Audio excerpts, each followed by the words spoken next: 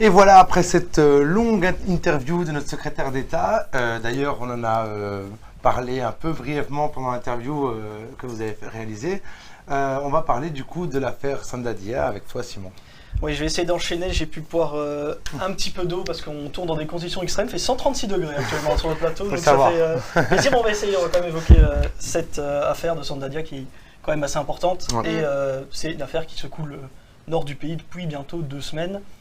Donc l'affaire Sandadia, pour rappel, c'est un étudiant de 20 ans qui est décédé à la suite d'un baptême bisoutage, pour les Français du chat qui nous suivent, à la KU Leuven en décembre 2018.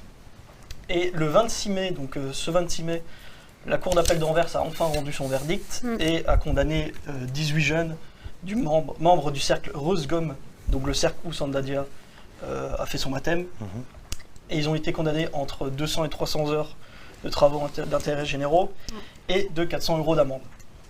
Et donc ils ont été déclarés officiellement coupables d'homicide involontaire et de traitement dégradant.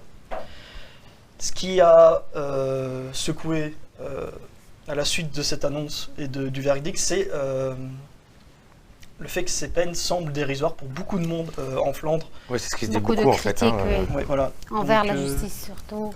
Et de ça a découlé des manifestations en Flandre, mais également aussi ce dimanche à Bruxelles avec environ 500 manifestants selon la police, 1500 selon les organisateurs.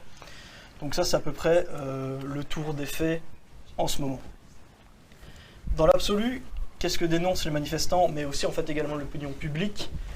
C'est que du coup ces peines trop clémentes, selon eux, prononcées par la Cour d'appel, démontreraient une justice de classe et une justice raciste, sachant que les accusés sont blancs et on va dire de familles aisées. En quelque sorte, rattacher la justice pénale à l'origine sociale et voilà, ethnique. c'est ça aussi, oui. Et contrario, Sandadia était issu de la classe populaire et d'origine sénégalaise. Voilà. C'est ça qui est vraiment au centre du débat. Et donc en fait il y a eu beaucoup de critiques envers la justice. Et en fait ces critiques on peut aussi les comprendre parce qu'il y a quand même des choses assez surprenantes qui ont été faites durant ce procès. Tout d'abord le fait qu'à la base le procès se déroulait à Hasselt. Donc il a débuté en automne 2021 à Hasselt et au printemps 2022 ils ont stoppé le procès parce que le tribunal de la ville d'Hasselt estimait qu'il n'était pas compétent pour juger l'ensemble du bisoutage. On n'a pas eu plus d'informations à part qu'il ne s'estimait pas compétent. Oui, c'est ça qui est bizarre, qu'un tribunal ne puisse se dire « bon, ben, je ne juge pas ». Je pense que c'est quand même légal de le faire, mais de ne pas juger et de changer de tribunal comme ça, il y a des choses surprenantes. Moi, personnellement, globalement, je suppose que chaque tribunal a des compétences similaires, donc c'est ça aussi qui pose question. Pourquoi le renvoyer à Anvers? Bref, donc ça a été renvoyé à Anvers et le procès du coup avait démarré en mars et les peines sont tombées fin mai. Il y a aussi, selon Jacques Englebert, avocat spécialiste du droit des médias qui est intervenu sur la RTBF, c'est pas tous les jours que le juge condamne à des peines moins élevées que ce qui était requis. Donc en gros, à la base, le parquet requérait de 18 à 50 mois de prison pour les jeunes. Merci Delta Communiste pour ton follow. Donc il voulait de 18 à 50 mois de prison. Et au final, on a eu 200 à 300 heures de travaux d'intérêt généraux et 400 € d'amende. Et il disait que justement c'était très rare d'avoir des tribunaux qui mettent moins que la peine prononcée, la peine demandée. Il y a une grande différence, ce qui pose aussi question. Et comme nous dit Kirby, peut-être que les tribunaux, le tribunal d'Hasselt n'a pas voulu se mouiller. C'est peut-être ça. C'est peut-être aussi les plaignants qui je ne sais pas s'ils peuvent changer de tribunal ou choisir un tribunal, je ne pense pas. Ils peuvent faire un appel, je pense, mais globalement, on ne peut pas faire d'allégations comme ça parce qu'on n'en sait rien. Non, bien sûr. Président nous dit justement certains tribunaux ont des juges spécialisés, mais généralement on change de tribunal après un verdict et un second procès. Mais là, il n'y a pas eu le premier verdict. Il n'y a même pas eu de premier verdict, on a directement envoyé la balle à un autre tribunal. Où j'en étais? Il y a aussi un truc important, c'est que le collège des cours et des tribunaux s'est exprimé aussi après avoir rendu la peine, quelques jours après avoir rendu la peine, sur les polémiques justement autour de ça. Et donc ça aussi, c'est assez rare que la justice communique sur des avis rendus, donc communique via communiqué de presse donc pour le public. Et ils sont indignés des déclarations de certaines personnalités politiques. Personnalités politiques qui n'ont pas tardé d'ailleurs à réagir, que ce soit à droite ou à gauche pour le coup. Oui, ils veulent que ça soit un peu c'est un problème une coopération entre les deux instances, quoi, la justice et la politique. Quoi. Et du côté de la politique, du côté par exemple de Georges-Louis Boucher, on a eu, il a émis que la justice était trop souvent laxiste. Du côté du PTB... Non, parce qu'il faut quand même se remettre qu'on est en train de changer un peu les caméras pour... on n'est plus cadré, en gros. Voilà. Là on nous voit. Voilà, on est bien. Tant qu'on nous voit. Donc je disais que le PTB a dénoncé quant à eux une justice de classe. Ce qui est intéressant aussi avec ce terme justice de classe, c'est qu'il réapparaît de plus en plus dans le discours public. C'est vrai qu'on n'en entendait plus beaucoup parler. En tout cas en Belgique. En tout cas en Belgique, mais par contre il réapparaît de plus en plus. Et c'est pas la première fois cette année qu'on en a entendu parler.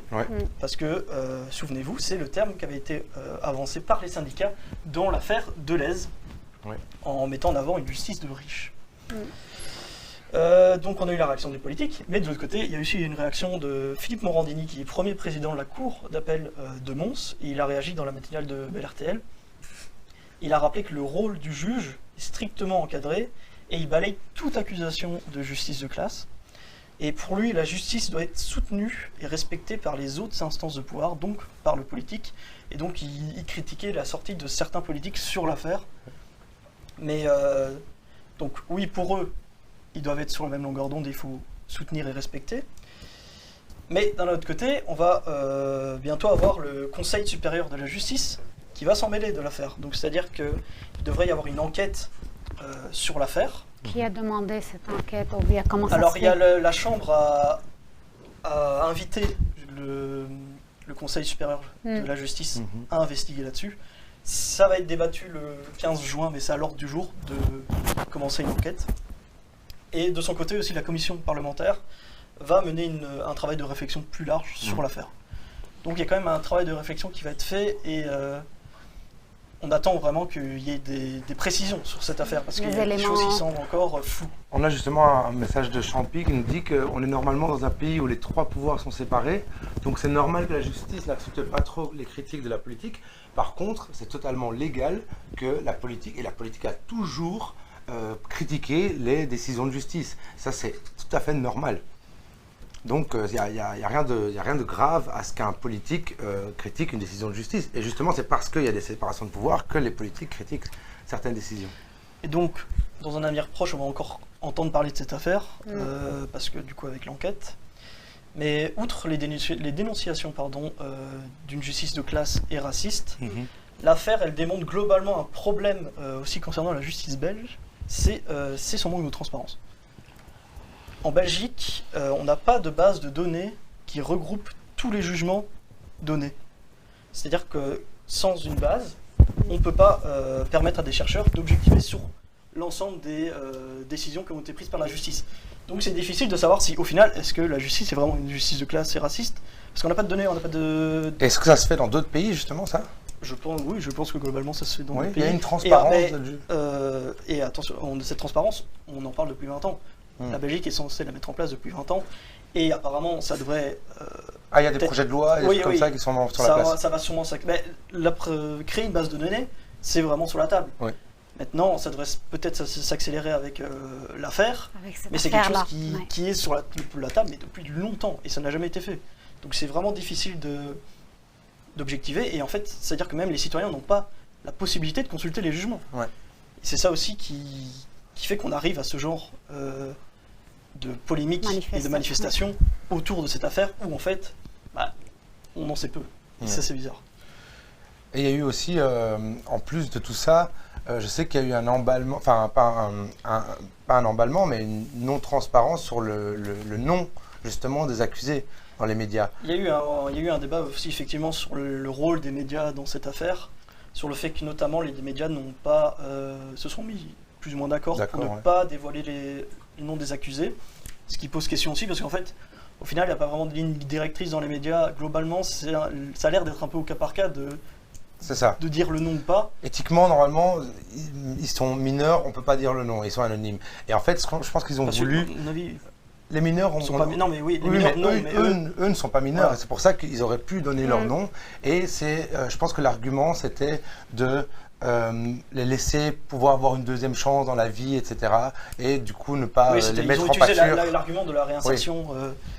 Mais en tant que journaliste, on est toujours entre deux comme ça, de savoir est-ce qu'on met les noms, est-ce qu'on garde l'anonymat. Mais voilà, effectivement, c'est une question ça c'est vraiment au cas par cas, parce qu'on peut reprendre l'exemple de l'accident qu'il y a eu à Strepy-Bracny pendant le carnaval il y a maintenant un an, plus d'un an, où là, le nom du coupable a été assez rapidement mis dans les médias. Donc c'est un peu à deux vitesses, on ne sait pas... La Champy justement qui dit qu'il existe des publications, des jugements, mais il faut encore chercher dans les papiers. Je pense qu'il y a eu tout un processus de numérisation aussi de la justice qui était en cours. Je ne sais pas si c'était cette année ou l'année passée. Job qui nous dit qu'un youtubeur avait fuité le nom de tous les noms des accusés. Je pense qu'il n'y en avait que 4 qui avaient fuité. Je ne sais pas s'il y avait tous les noms, mais effectivement il y a un youtubeur qui a parlé de 4 les noms aussi sur YouTube. Après voilà, c'est aussi mettre en pâture, mais si les médias ont le droit aussi de se dire voilà, on ne donne pas leur nom, voilà, oui, mais ils sont dénoncés déjà, ciblés, ils ont été dénoncés dans la ruelle des graffitis sous la mention les tueurs, voilà, et donc il y a plein qui les connaissent déjà. Ce n'est pas quelque chose qu'on pourrait cacher de toute façon.